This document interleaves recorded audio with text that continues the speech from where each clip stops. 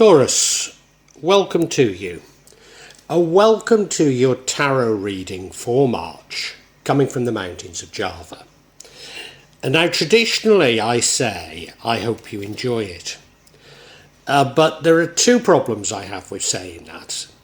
Firstly, the readings for March have been a little bit darker than usual. But then I do use, and the second reason, I do use this Nusantara tarot pack, whose readings tend to be more sort of psychological, more spiritual, and yes, indeed darker. So whatever is in store for you in March, I hope you feel that this is valuable information and respect that. And if you do get something out of it, please subscribe.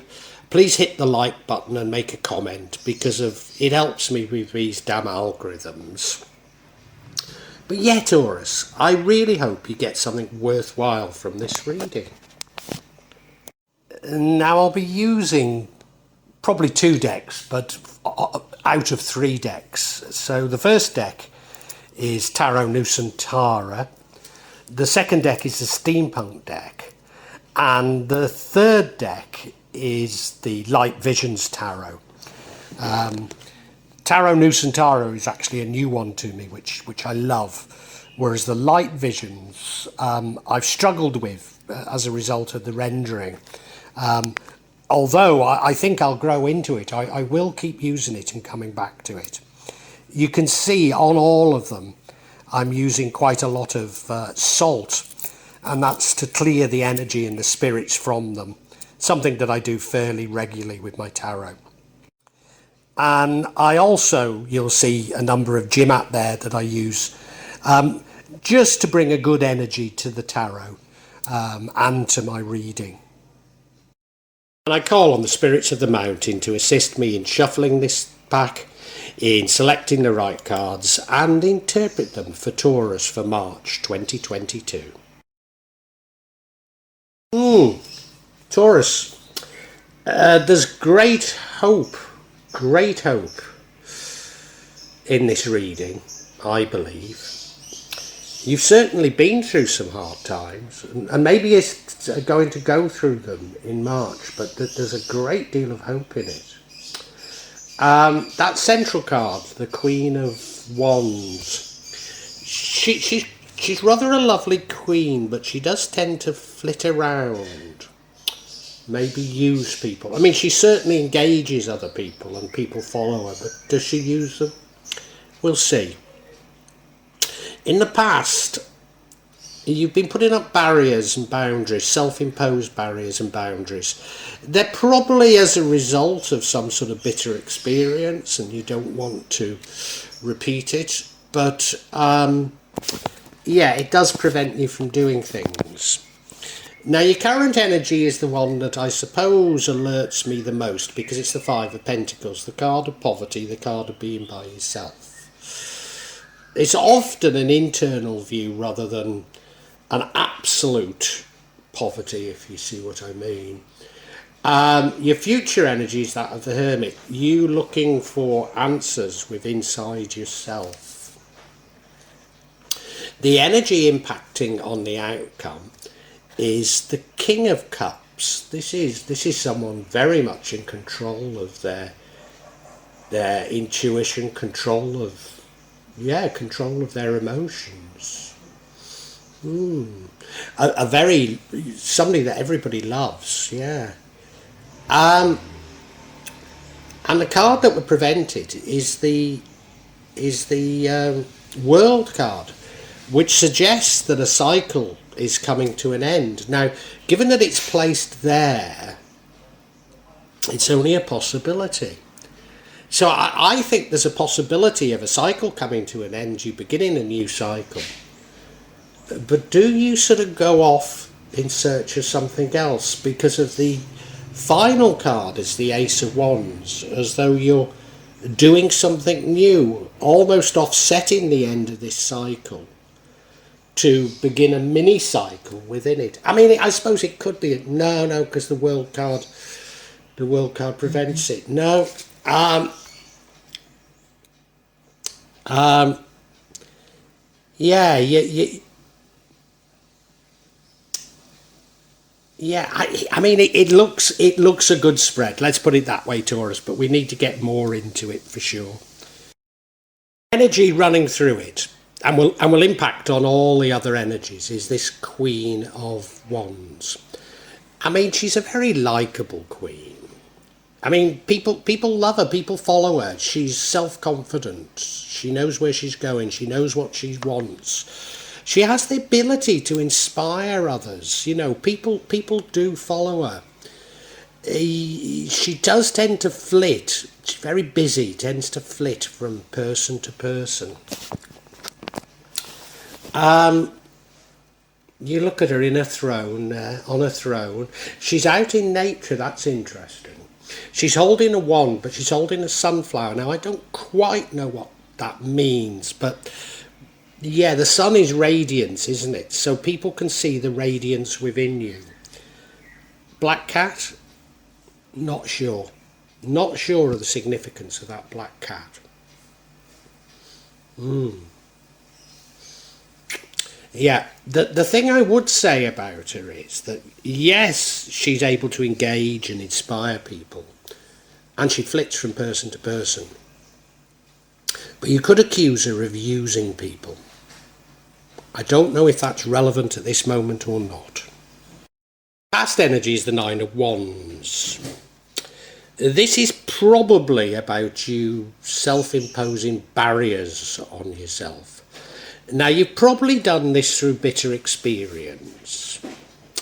And, you know, to a certain degree, it's a card of reminiscing, looking back at what's happened. Not just bad things, but looking back at life's lessons and saying, well, yeah, I've had to do that. I've had to put up these boundaries, put up these barriers. But the suggestion of this card is that maybe it's restricting you. Because you look at the card, well, he's behind those wands that he's put up, isn't he? So he's not moving forward because of these sort of self-imposed boundaries. Now, as I say, that was in the past, but I think it does have a great relevance to what's happening now. The current energy, it's a card I never like to see. I mean, other readers will tell you there's no good and bad cards in tarot, because all have good and bad, and there is some good in this. Look at the card. They're walking in front of a chapel. There's a beautiful stained glass window. There's hope. But it's a depressing card. Look at it. Look at it. I don't know if that's her grandfather or who she's with, but it looks bleak, doesn't it? He's on crutches. They're not dressed at all well. It looks cold, and it's never cold in Indonesia, but sometimes we feel it, you know. It's a card that suggests poverty. It's a card that suggests a feeling of being alone, of not having friends. Now, it's only a minor arcana, which suggests that it should pass. It's a temporal thing. So it's not something to get too hung up on. But I'm just wondering where it's coming from, you know. If you're putting up these barriers, maybe you failed to seize opportunities. Maybe. Or maybe the barriers are there because you've been betrayed in the past, and this is how it's left you feeling. Your future energy is that of the Hermit.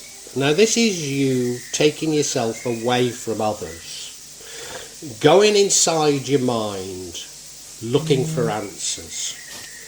Looking for answers, well, we don't know what to, maybe to why you're feeling like you're in poverty. You look at the cards, you know, he's walking through the waves, isn't he? As though and as though he's not even recognising that he's doing that because he's so focused on that light. But it will be a struggle. It will be a struggle. It's like you're having to learn about your inner self, maybe your inner child, Maybe you need to meditate, or maybe you are meditating and you're learning and developing. Oh, of course, you need to do that after the Nine of Wands, this period whereby you were restricting things. You were self-restricting. So you're going inside yourself to explore these issues. Yes. Yes, that would be what you were doing there. Yeah. Now the energy impacting on the outcome is the King of Cups, which I see as a great card. It's mastery over your emotions, mastery over the emotions of others, the diplomat, person who has great self-control, emotional intelligence. Now this would come following a period of exploring yourself, the Hermit card, but normally chronologically I see this as preceding the Hermit card, but it doesn't have to. I mean, time means nothing in the paranormal. No, it's real mastery. You look at him, you know, he's on a throne, dressed in his finery, he's got a cup, you know, so very loving sort of person. Bonhomie type. People love him. Knows what to say. Knows what people want. He's got his staff in his hand, sign of his authority and power. But you know he uses persuasion, doesn't he? He uses persuasion.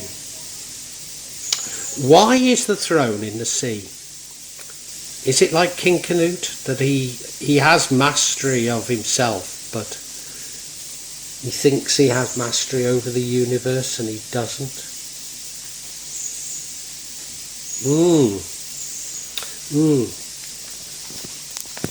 Yeah. Do you know, I'm not sure. I think he's sending you down the wrong line, as is the Hermit. I think this could be a warning that you're following your heart a bit too much. I'm not sure. Now the card that would prevent the outcome is the World card. Now this is a great card. This is completion. This is you having learnt a lesson in life. Now that would come from the Hermit card. So both the King and the Earth follow logically from the Hermit, but mean completely different things. This is a sense of completion. This is knowing that you've learnt a lesson from the universe and beginning a new one. It could mean travel, but I don't get the feeling that it does. No, I think it is completion of a cycle, an important cycle. And it's often associated with luck. Yeah, it's a good card, you know. I wonder,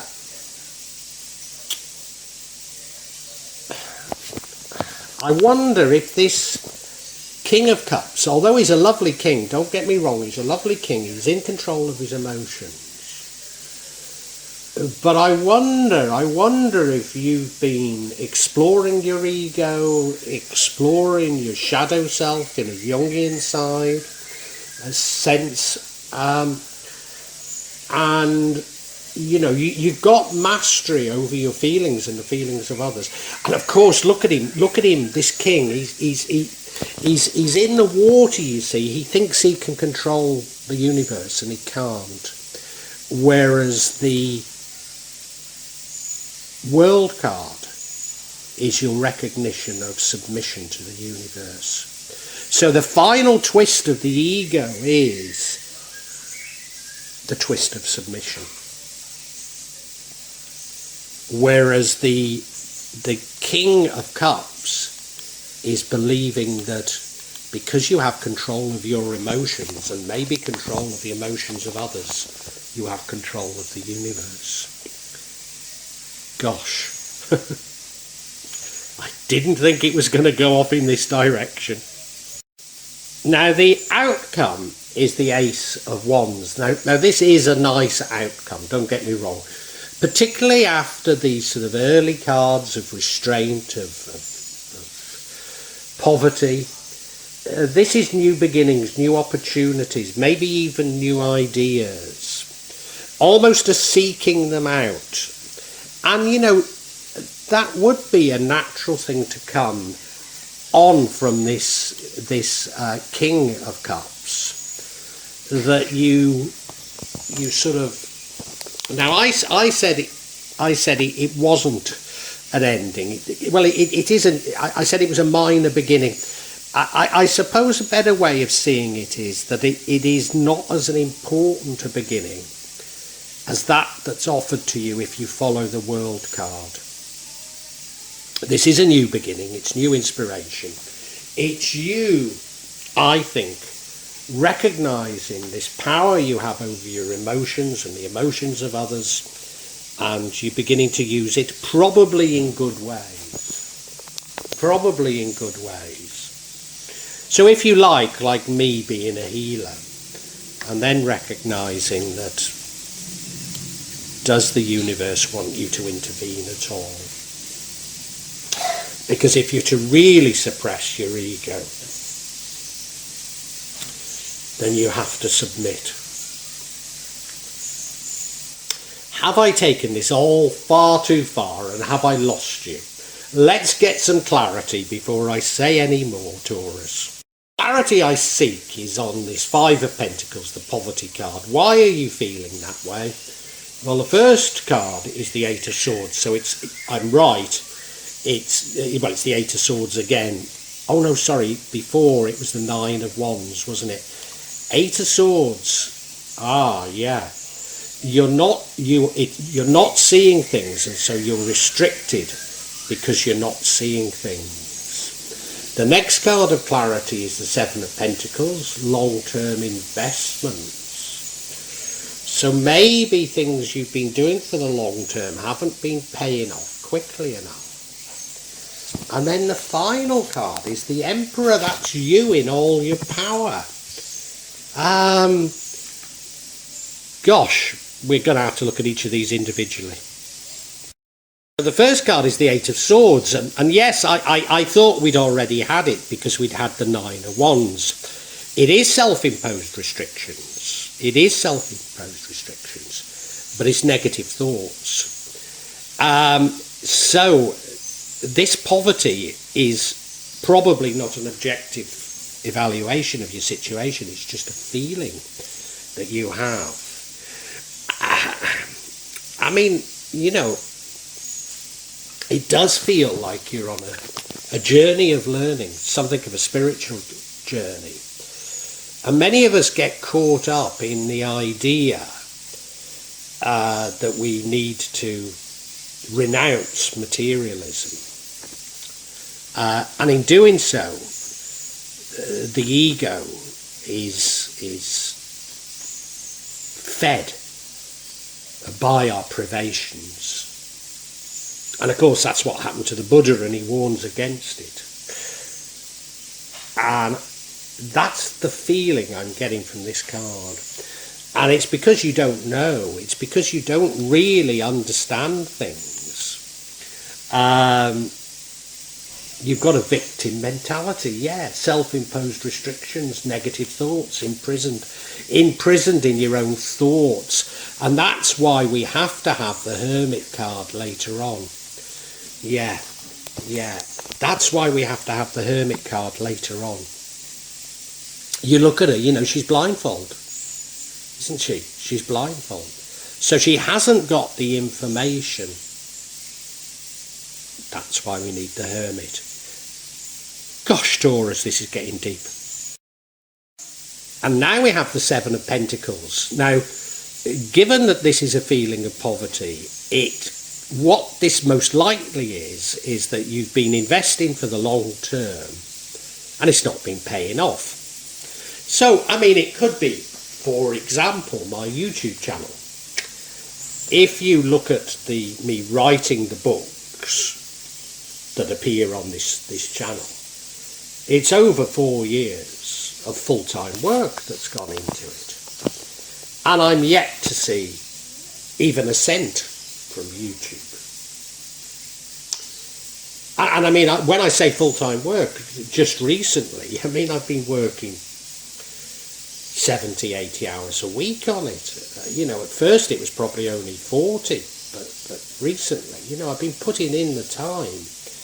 And yeah, I mean, I'm getting there, but it's slow.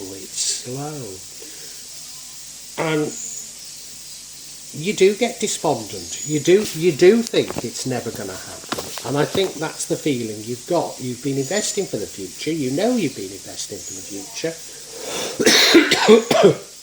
But nothing's coming off. And you're saying, well, if it doesn't come off, am I, you know, God, am I really stuck? Am I, you know, what's going to happen? But you look at him, you know, there is an optimism, and there's an optimism with me as well, you know, don't get worried about me. There's an optimism. He knows he's putting down long-term investments. He knows why he's doing it, and he's admiring to see them grow, as I do with my YouTube metrics. Not growing quickly enough, a few shocks in them, but, you know, they are growing. So this feeling of poverty, I think, is about just an immediate situation. You don't really have anything to worry about. The other interpretation of this, which is completely different, is that you've been doing work on yourself, and at the moment it's all restrictions, it's all negative. Perhaps you haven't explored your shadow self well enough. But all of this exploration, all of this can only be for your benefit. So that would be an alternative way of seeing this. The final card is the Emperor card. Card of authority, structure, establishment, father figure even. Breadwinner, leader and breadwinner. Is this because you have dependents? People are looking at you to provide, and you're not actually able to at this moment in time. You know, coming back to my situation with YouTube, you see, I have no other source of income. Well, I don't have any source of income. So here I am putting in 70, 80 hours a week at the moment on YouTube, still not getting any money. And, you know, I realise that even when I've gone past that bit of actually getting money, it's going to be small at first. And yet people are looking at me, you know, I have to pay university fees for my youngest daughter, my eldest daughter, who I put through a very good university. Hasn't worked since the health crisis started. So while she gets bits and bobs of work and I don't have to give her money, I have to pay for, you know, all the electricity. I have to pay for everything in the house that she and the other daughter live in, where I only sometimes live. If her phone breaks, I have to buy her a new iPhone, you know. And yeah, I feel the struggle. I feel the struggle. She actually needs, the eldest one actually needs an operation on her leg that will prevent her from being crippled, but I simply don't have the money, you know. It costs as much as a new car or half the value of the house in Jakarta. And maybe that's what this card's about, that, as I say, it's not an objective poverty, because I'm far from being in poverty, but I can't afford the things that people expect me to pay for. I think that's it. I think that's it. Well now, Taurus, what an absolutely fascinating reading. It's a very, very psychological reading, Taurus. In fact, it's about your own spiritual journey, if you like. And it's about the way you flit between understandings, concepts. You flit, and this is what our spiritual journey is about, because it's about suppressing the ego. But with every twist, with every new bit we learn, there's an opportunity for the ego to bite back. And that's what's going on here. And you've imposed restrictions on yourself. And I think, they could be from bitter experience, but I think what they are is you embracing a poverty mentality. You know the story of the Buddha when he renounced everything and, he virtually starved himself to death. And then he realised that this was just another trick of the ego, because the ego can feel so superior if you're walking around in rags, half-starved. And I think you've embraced this poverty mentality, thinking that it will lead to enlightenment. And it's just another excuse for the ego to come back. Now, most likely you have been doing things which will pay off in the future. Now, we could see this as one of two ways. We could see it in the material sense, and that is that you are literally investing for the future. Maybe you're doing work or learning something which will pay off, or maybe you're literally investing, but they're not coming through as quickly as you might like, and you're concerned about it. Or it could be just spiritual investment. You recognise this is a journey, you're looking inside yourself for answers, but with every twist, as I say, the ego comes back. Now you are strong, you are powerful, and you're something of a father figure. Maybe you have dependents. So here you are, investing for the future, but don't really have the money for the current. And I think that causes a part of this worry to you. But you need to understand that you are strong. You are strong. If you look inside yourself,